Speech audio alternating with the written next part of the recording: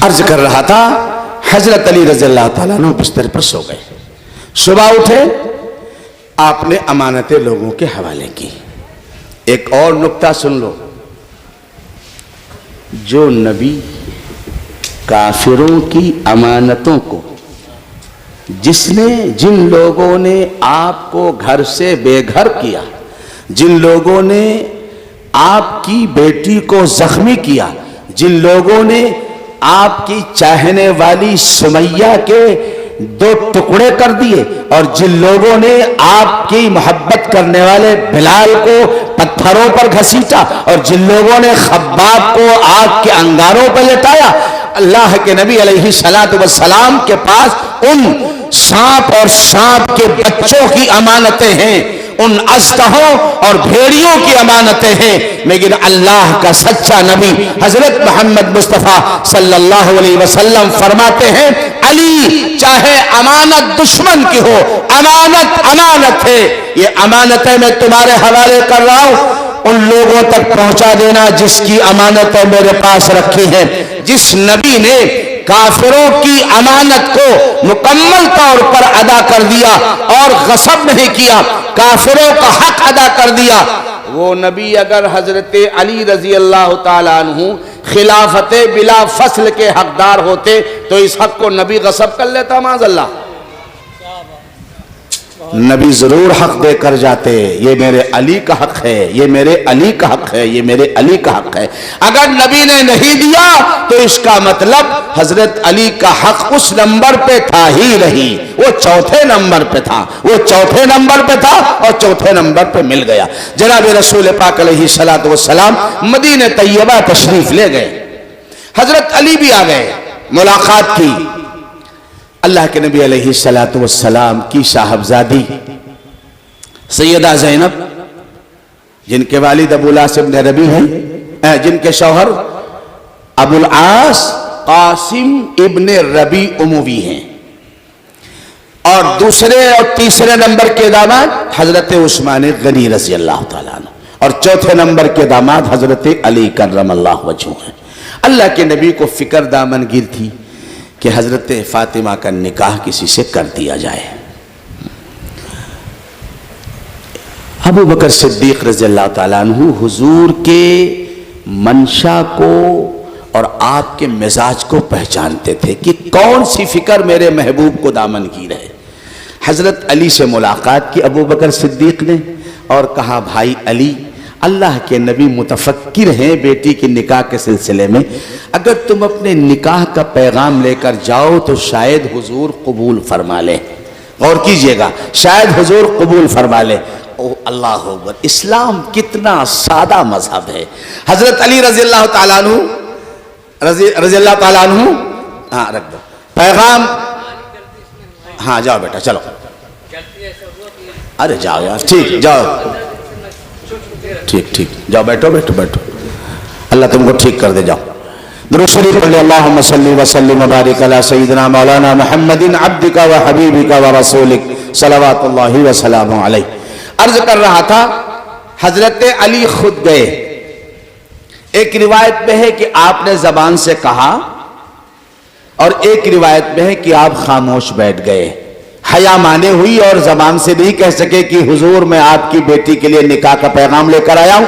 اللہ کے نبی نے پہچان لیا اور آپ نے فرمایا, علی کیا فاطمہ کے نکاح کا پیغام لے کر آئے ہو؟ سر ہلایا خاموشی کے ساتھ. اللہ کے نبی نے فرمایا, علی پیغام تو منظور ہے, مگر حق مہر ادا کرنے کے لیے تمہارے پاس کچھ ہے؟ حضرت علی رضی اللہ تعالیٰ عنہ نے عرض کیا, یا رسول اللہ, آپ ہی کے گھر کا تو تربیت یافتہ ہوں, آپ تو میرا حال جانتے ہیں. ایک گھوڑا ہے, ایک زرہ ہے, ایک تلوار ہے. اللہ نے مجھے فرمایا, تلوار اور گھوڑا میدان جہاد میں کام آئے گا, زرہ جا کے بیچ دو. زرہ جب بیچنے کے لیے گئے تو ملاقات حضرت عثمان غنی رضی اللہ عنہ سے ہو گئی. کسی نے اس کی قیمت لگائی 200 درہم. حضرت علی چاہتے تھے عزت کے ساتھ اور کچھ زیادہ پیسے مل جائیں. یہ حضرات بھیک مانگنا نہیں جانتے تھے, معاف کیجئے گا. ہاں, عثمان غنی نے دیکھا کہ بھائی علی بہت خوش نظر آ رہے ہیں، کیا بات؟ کہا ہاں ہاں، اللہ کے نبی نے اپنی دختر نیک اختر اور اپنی بیٹی کے ساتھ میرا نکاح کا رشتہ منظور کر لیا ہے، کچھ تیاری کے لیے زرہ بیچنے آیا ہوں۔ کہا اچھا، کتنے میں بیچو گے؟ کہا فلاں نے 200 درہم دینے۔ کہا اچھا آئیے۔ حضرت عثمان غنی رضی اللہ تعالیٰ عنہ نے اس زرہ کی، جس کی حقیقتاً قیمت 200 درہم ہی تھی، آپ نے 400 درہم دیے۔ 400 درہم۔ کہتے ہو کہ علی اور عثمان کی بنتی نہیں تھی؟ ارے بے وقوف ہو، تم سے بڑا کوئی احمق ہے؟ عثمان غنی رضی اللہ تعالیٰ عنہ نے 400 درہم دیے، اور جب حضرت علی چلے، عثمان غنی نے دوبارہ بلایا۔ حضرت علی فرماتے میں گھبرا گیا، شاید سودا پسند نہیں آیا، اب واپس کر دیں گے تو میں کیا کروں گا؟ عثمان غنی نے بلایا اور کہا بھائی علی، میری تمنا ہے نکاح میرے بھائی علی کا ہو، نکاح میرے محبوب نبی کی بیٹی کا ہو، اور خرچہ عثمان غنی کا ہو، زرہ بھی لے جائیے، 400 درہم بھی لے کر جائیے۔ زرہ بھی لے جائیے، 400 درہم بھی لے کر جائیے۔ حضرت علی واپس آئے تو زرہ ہاتھ میں تھی۔ آقا نے پوچھا علی کیا بات ہے، بکی نہیں؟ کہا نہیں یا رسول اللہ، ایک ایسا تاجر ملا، ایک ایسا بیپاری ملا، ایک ایسا سوداگر ملا جس نے زرہ بھی واپس کر دی اور پیسے بھی دے دیے۔ میرے نبی نے کچھ پوچھنے سے پہلے فرمایا وہ تو میرا عثمان ہی ہو سکتا ہے۔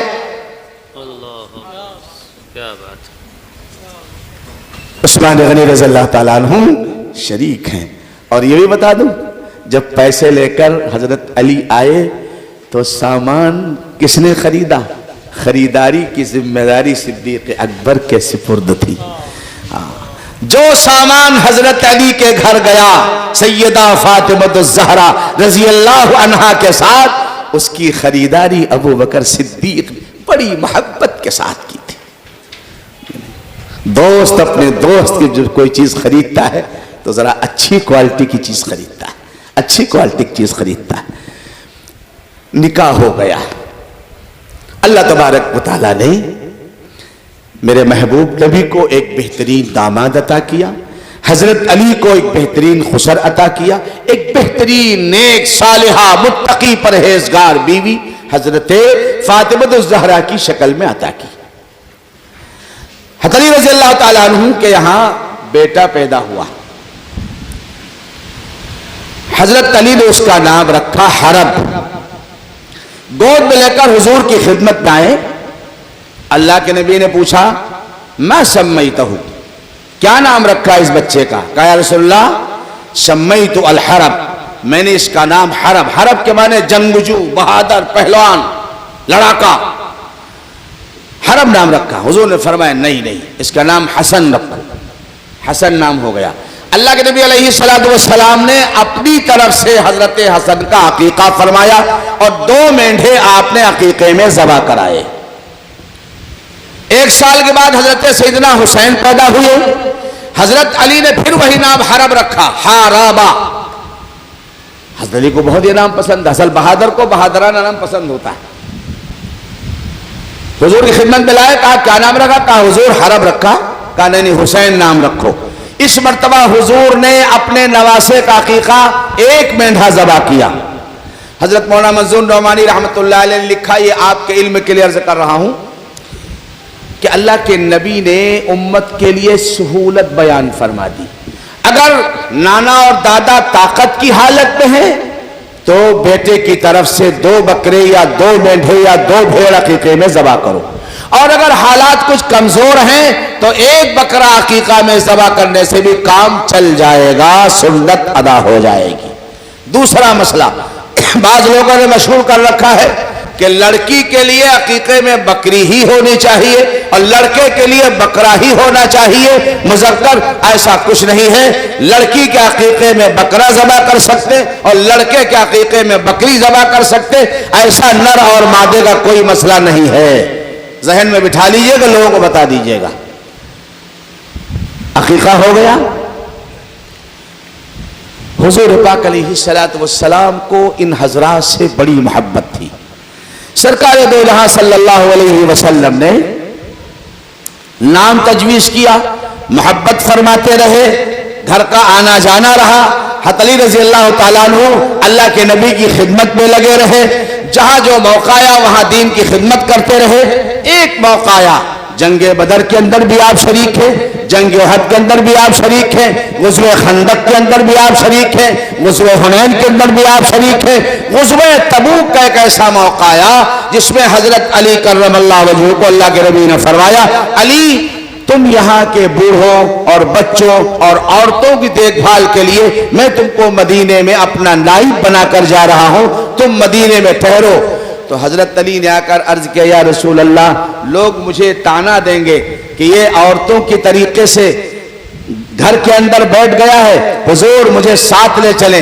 آپ نے اس موقع پر فرمایا تھا، یا علی انت منی بمنزلت موسیٰ ہارون، اے علی تم میرے لیے ایسے ہو جیسے موسیٰ علیہ السلام کوہ طور پر جاتے تھے تو اپنے چچا زاد بھائی حضرت ہارون کو اپنا نائب اور امت کی دیکھ بھال کرنے والا بنا کر جاتے تھے۔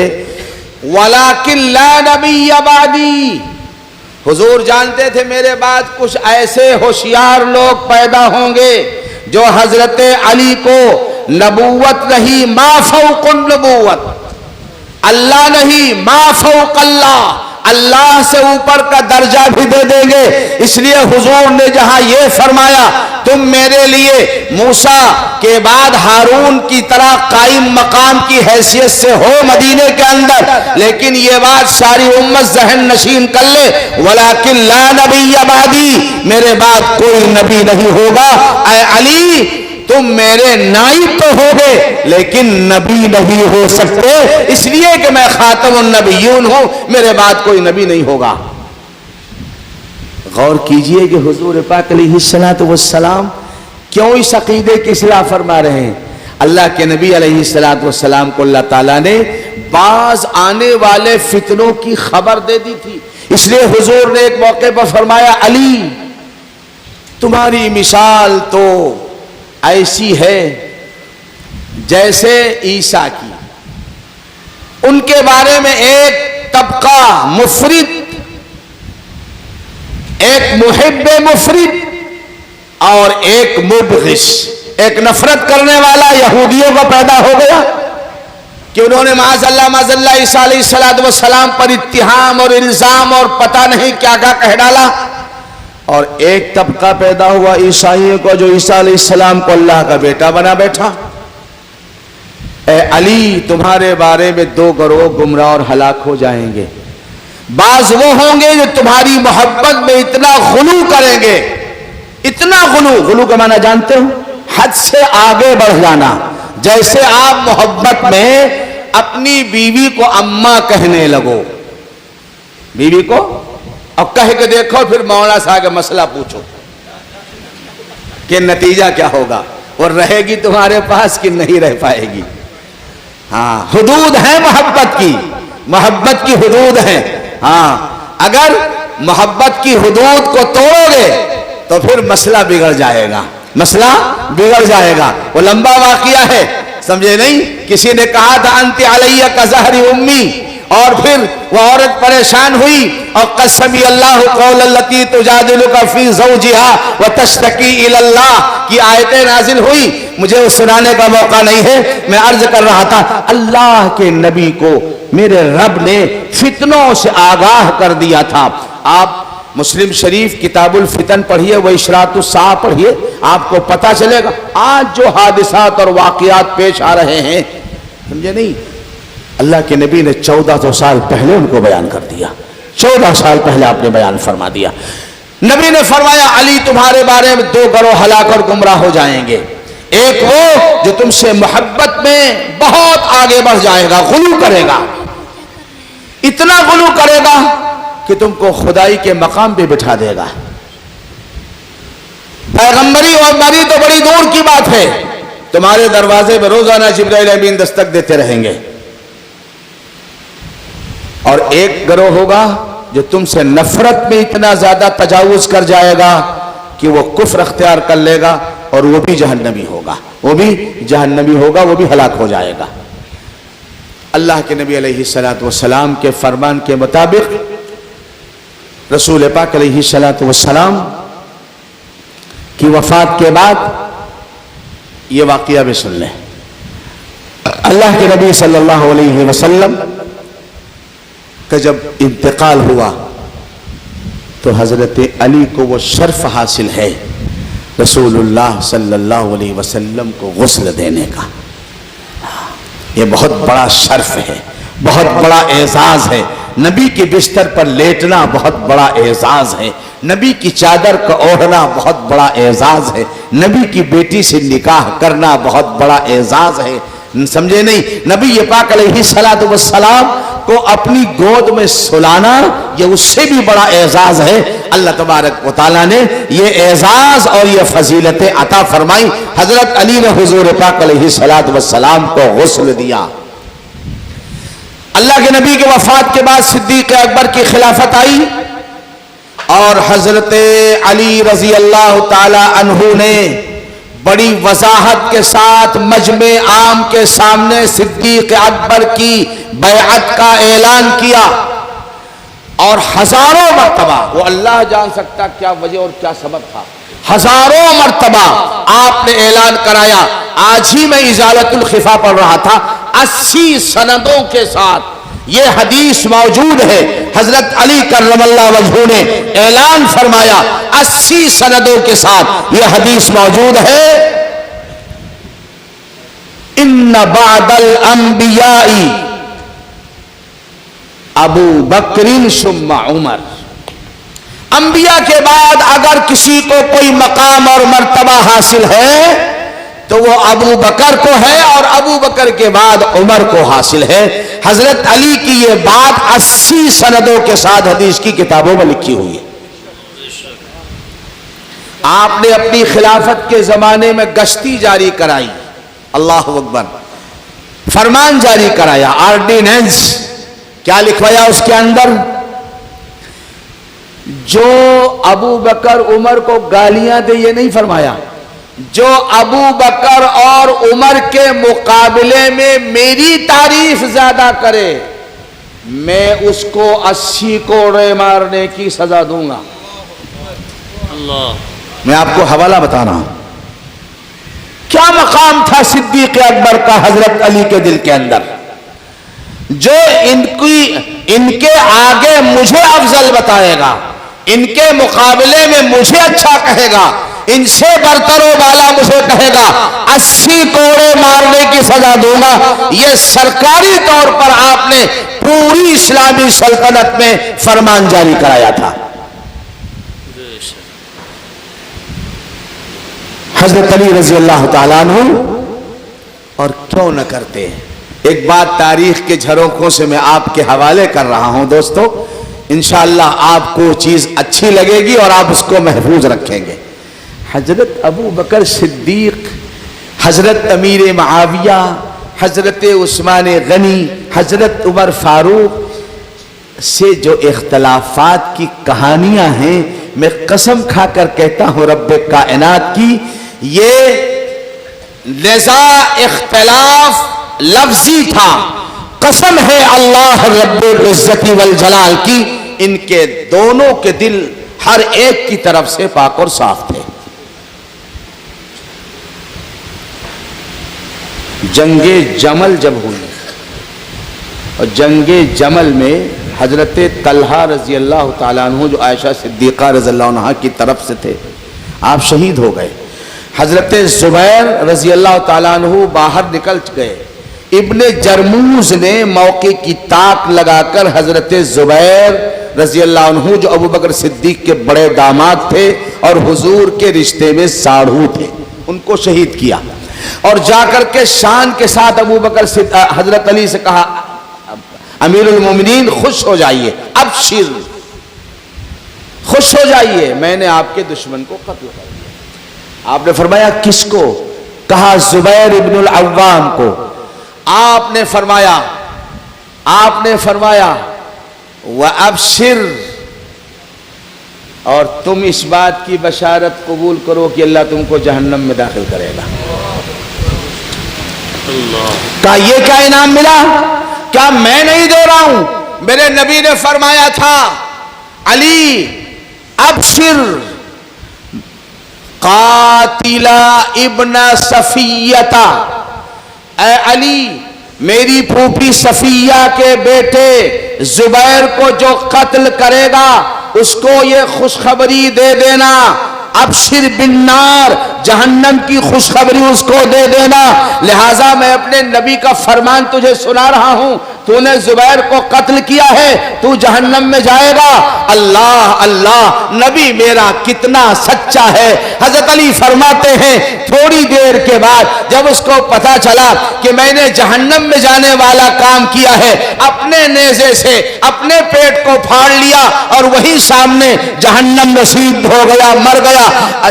حضرت علی رضی اللہ تعالیٰ عنہ نے اللہ اکبر کا نعرہ لگایا اور نعرہ لگا کر فرمایا اللہ تعالیٰ نے میرے محبوب نبی کی بات کو کس طرح سچا کر کے دکھلا دیا۔ سامنے بالکل، کہیں اور جا کے مرتا تو شک شبہ ہوتا، سامنے اس نے خودکشی کر لی اور جہنم کی موت اس نے اپنے آپ کو اپنے ساتھ سمیٹ لی اس نے۔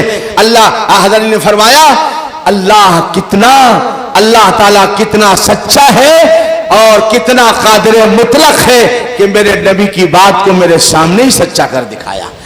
ان حضرات کے دلوں میں اگر اپنے سے لڑنے والوں کی ذرا بھی نفرت ہوتی تو کہتے ہی ہے کہ تو جہنمی ہے، تو نے زبیر کو، تو کہتا رہے شاباش آؤ پیٹ ٹھوکے رسگلہ کھا لو، لڈو کھا لو، ہار ڈال لو گلے کے اندر۔